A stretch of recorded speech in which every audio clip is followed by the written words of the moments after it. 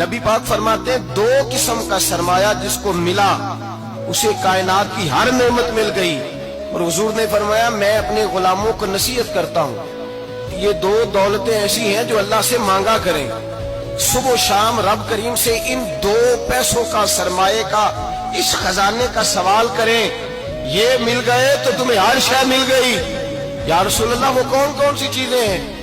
فرمایا ایک جس شخص کو اللہ نے معاف کرنے کی دولت عطا کر دی, جو معاف کرنے لگ گیا, جس کی طبیعت میں درگزر آ گیا, جو معاف کرنے لگا, غلطیاں معاف کرنے لگا, جس کو ایک دولت یہ مل گئی.